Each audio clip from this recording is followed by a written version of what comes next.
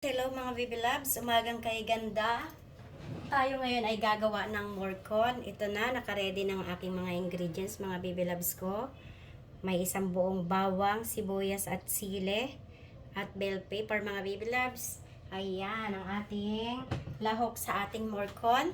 Meron tayo ditong atay ng baboy at taba ng baboy. Tapos meron tayong hotdog, celery at kinchay. Meron tayong beef cubes, mga baby loves ko. Ito yung mga ingredients ng aking gagawin na morcon. Meron tayong butter. At syempre, meron tayong tomato sauce, mga baby loves ko. Ito na nga, at itong gagawin ko, naka-ready na to para sa paggawa ng morcon. Ayan ang ating itlog din na gagawin. Kasama yan dito, mga baby loves, sa ating pampalaman sa paggawa ng morcon. At ito ay umpisa na nga natin. Ayan, yung mga hindi pa nakakaalam dyan kung paano gawin ang paggawa ng morcon, mga baby loves. Sundan nyo lang ako sa paggawa ng morcon. Ayan, samahan nyo ako dito sa aking video para yung hindi pa yan marunong, matuto kayo kung paano gawin ang morcon. Ayan, lagyan natin ng butter. Yan pala, baby loves, na aking yan, malinis naman ang kamay ko, kaya kakamayin ko na yan, mga baby loves ko, ha. Yan, mayroon tayong taba ng pork. Ayan, atay din ng pork yan. Dapat, sana, atay sana ng yan, mga baby loves. Atay dapat ng baka. Kasi para mas masarap, sana mas malasa. Ganyan ang ating paggagawa ng morcon. Ito, may tangkay tayo dito ng celery. At lalagyan din natin ng ayan, dahon. Ayan, palaman yan, mga baby loves. At kinchay. At lalagyan pa natin yan ng egg, mga baby loves ko. Meron tayong nilagang egg. Ayan. Ilalagay natin yan dito sa loob.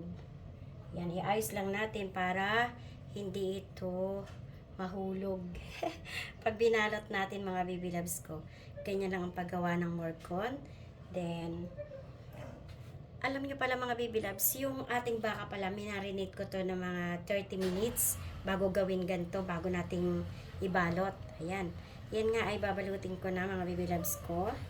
Ganyan ang paggawa ng morcon, ha.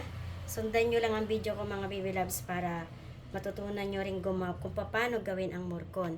Ngayon ay binalot ko na to at ito ay tatalian natin para hindi magkalasog-lasog ito. Yan, talian lang natin mabuti. Yan, mga baby loves, ha. Yan.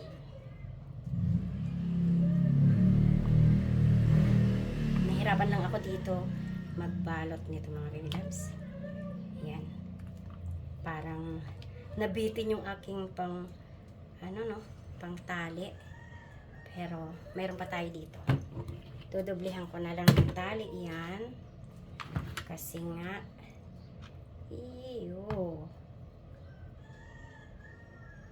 yung panali ko.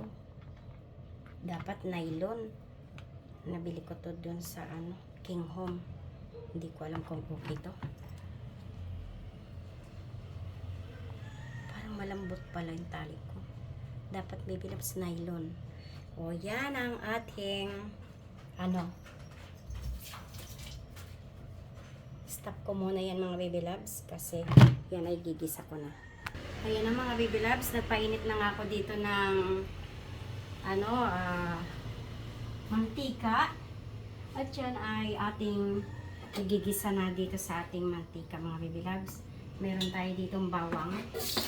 Ayan. Bawang, sibuyas at sili. Ayan. Igisa lang natin mabuti at yung kamatis natin.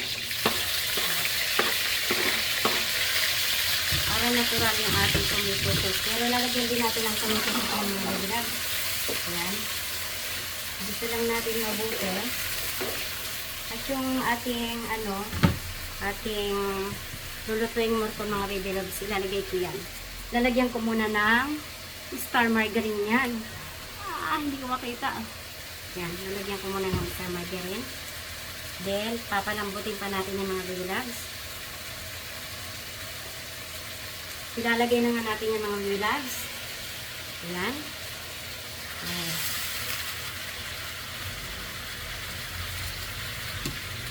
At pag nagisa natin itong mga baby loves dito, Ililipat ko yan dito sa aking kaldero na malaki.